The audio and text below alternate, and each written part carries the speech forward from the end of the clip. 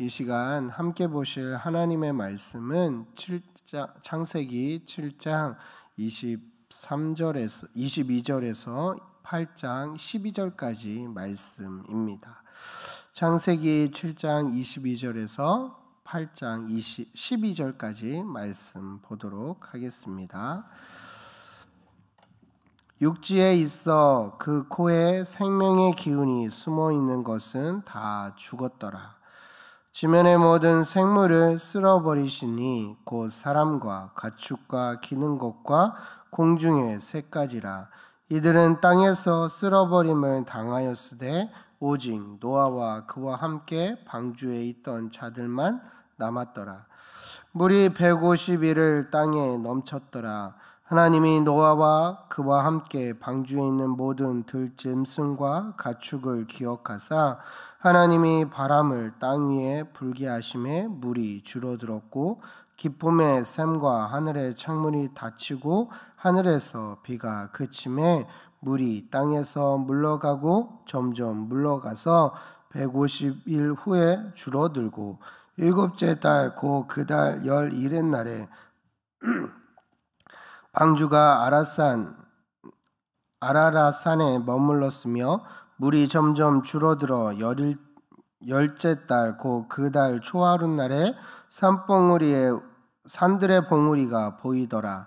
40일을 지나서 노아가 그 방주에 낸 창문을 열고 까마귀를 내놓음에 까마귀가 물이 땅에서 마르기까지 날아 왕래하였더라. 그가 또 비둘기를 내놓아 지면에서 물이 줄어들었는지를 알고자 하매 온 지면에 물이 있으므로 비둘기가 발 붙일 곳을 찾지 못하고 방주로 돌아와 그에게 오는지라. 그가 손을 내밀어 방주 안 자기에게로 받아들이고 또 7일을 기다려 다시 비둘기를 방주에서 내놓음에 저녁 때에 비둘기가 그에게로 돌아오는데 그 입에 감람나무 새 잎사귀가 있는지라. 이에 노아가 땅에 물이 줄어든 줄을 알았으며 또 7일을 기다려 비둘기를 내놓음에 다시는 그에게로 돌아오지 아니하였더라. 아멘. 이 시간 나를 기억하고 돕는 하나님의 언약을 믿어라 라는 제목으로 함께 말씀을 나눌까 합니다. 하나님 앞에 죄악된 모습은 결코 함께할 수 없음을 보여주고 있습니다. 하나님은 친히 손수 지으신 모든 생물을 쓸어버리시며 죄악으로 부패된 부분을 도려내셨습니다. 이를 통해 알 수 있는 것은 우리 가운데도 하나님이 가장 싫어하시는 죄는 결코 용납해서도 함께 동행해서도 안 됨을 보여줍니다. 상처를 그냥 방치하면 그 상처 부위가 오염이 되어 균으로 인해 염증이 발생합니다. 그때 염증을 대수롭지 않게 여기면 염증으로 인해 상처는 낫지 않고 더욱 심해져 결국 썩을 수밖에 없습니다. 상처 부위를 완전히 낫게 하려면 오염된 균으로 인해 염증이 발생한 고름을 모두 짜내고 약을 발라 두어야 합니다. 이는 우리의 삶에도 마찬가지입니다. 우리 신앙에 상처를 일으키는 일이 생길 수도 있습니다. 죄악으로 믿음이 흔들리고 넘어질 수 있습니다. 그런데 그 다음이 중요합니다. 죄악이 별거 아니라고 그 신앙생활에 생긴 상처를 그냥 방치하듯 죄를 방치하면 결국 그 죄로 인해 더욱 돌이킬 수 없는 일이 발생한다는 것입니다. 노아가 살던 당시 사람들처럼 말입니다. 그들은 노아를 통해 하나님의 심판이 곧 임할 것을 들었습니다. 방주의 문이 열려 있는 것도 보았습니다. 그러나 그들은 그냥 방치하듯 자신의 삶에 집중하며 하나님의 심판의 이야기를 듣지 않았고 반응하지도 않았습니다. 결국 그들은 돌이킬 수 없는 죄악의 굴레로 인해 지면에서 쓸어버림을 당하는 죽음의 심판을 당하고 말았습니다. 우리는 이 점을 기억하며 작은 죄 하나라도 방치하지 말고 온전히 회개하며 돌이켜 하나님께 돌아와야 함을 잊지 말아야 합니다. 그런 와중에도 신실하게 하나님을 의지하며 묵묵히 하나님과 동행한 노아는 하나님의 은혜를 입었고, 하나님은 그런 노아와 언약을 맺으시며 생명을 살릴 구원의 방주를 통해 생명을 지킬 수 있도록 인도하셨다라는 것입니다. 23절의 말씀에 보면 지면의 모든 생물을 쓸어버리시니 곧 사람과 가축과 기는 것과 공중의 새까지라. 이들은 땅에서 쓸어버림을 당하였으되 오직 노아와 그와 함께 방주에 있던 자들만 남았더라. 물이 150일을 땅에 넘쳤더라 라고 말씀합니다. 모든 생물이 쓸어버림을 받았습니다. 그런데 그중에는 가축과 사람과 가축과 기는 것과 공중의 새까지 모두 다 포함되어 다 쓸림을 당하는 심판을 당하였습니다. 오직 노아와 그와 함께 방주에 있던 자들은 생명을 보존할 수 있었다라는 것입니다. 하나님을 온전히 신실하게 따른 노아와 그 가족은 은혜를 입은 것입니다. 여기에 우리는 기쁨과 소망이 있음을 발견합니다. 그 기쁨과 소망이 무엇입니까? 바로 노아처럼 하나님을 온전히 신실하게 믿고 따라 동행하는 것입니다. 하나님은 결코 하나님과 동행하는 신실하고 거룩한 자녀를 말씀처럼 고난 중에서도 심판 중에서도 언약을 맺으시며 그 생명을 살려주시는 분이십니다. 물은 150일 동안에 땅에 넘쳤습니다. 그 기간은 오로지 방주 안에서 있어야 하는 시간입니다. 어디로 가야 하는지 알 수 없는, 오직 하나님만 바라보고 하나님의 때를 기다려야 하는 시간이었습니다. 언제 이 물이 없어질지 노아는 알 수 없었습니다. 노아는 끝까지 하나님의 때를 기다리는 인내의 시간을 보냈습니다. 이를 통해 우리는 우리 삶에도 기다려야 하는 인내의 시간이 필요함을 알 수 있습니다. 우리는 하나님께 속히 응답받기를 바라고 기도합니다. 그리고 기다립니다. 그런데 그 시간이 너무 짧습니다. 조급함이 들고 불안함이 찾아와 더 이상 기다리지 못합니다. 사울이 전쟁 가운데 사무엘이 늦게 오자 불안해하고 조급해하였습니다. 왜냐하면 백성들의 성화가 있었기 때문입니다. 눈에 보이는 것에 너무 신경을 쓴 나머지 정작 그가 바라봐야 할 분을, 자신의 이스라엘 왕으로 세우신 하나님을 의지하지 못하고 바라보지 못하고 기다리지 못하고 움직였습니다.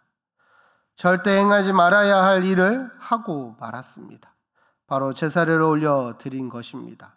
그는 하나님의 시선보다 눈에 보이는 사람의 시선이 더 크게 보였기에 사무엘을 기다리지 못하고 결국 자신이 스스로 넘지 말아야 할 선을 넘어 버렸습니다.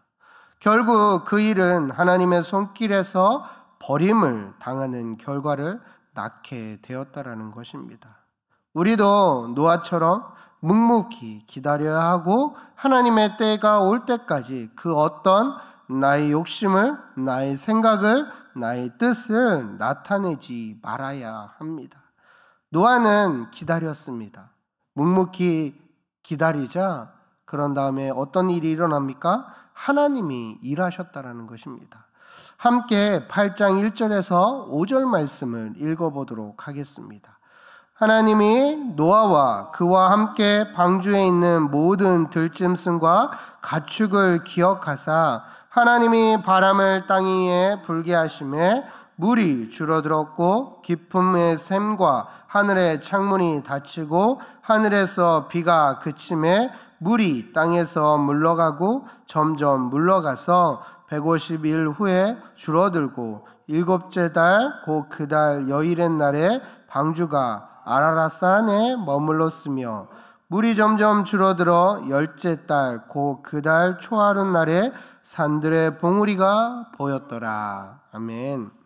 1절에 보면 하나님께서 노아와 방주에 있는 모든 들짐승과 가축을 기억하사라고 기록되어 있습니다.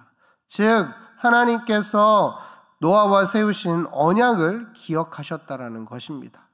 그 언약으로 인해 지금 하나님께서 바람을 불게 하셔서 땅에 있는 물을 줄이셨습니다. 깊은 샘과 하늘의 창을 닫으셨습니다. 하나님의 일하심의 결과는 확실했습니다. 비가 멈추고 땅의 물이 마르며 방주가 산에 머물렀고 산봉우리가 보이기 시작했습니다. 사랑하는 성도 여러분, 하나님은 확실하게 기억하시고 기억하시는 것으로 끝내는 것이 아니라 친히 일하셔서 도우시며 새로운 길을 열어주시는 분이십니다. 아무리 참담한 속에 있을지라도 믿음을 놓지 말아야 할 것이 여기에 있습니다.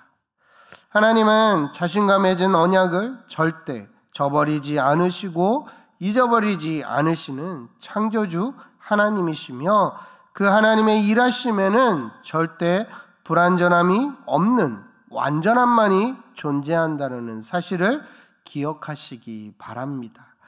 노아는 물이 마름을 통해 땅에 내려갈 시기를 기다렸습니다. 처음 시도는 까마귀를 보내는 것이었습니다. 노아는 방주에 있는 창을 열어 까마귀를 날려 보냈지만 까마귀는 돌아오지 않았습니다. 노아는 다시 비둘기를 날려 보냈습니다.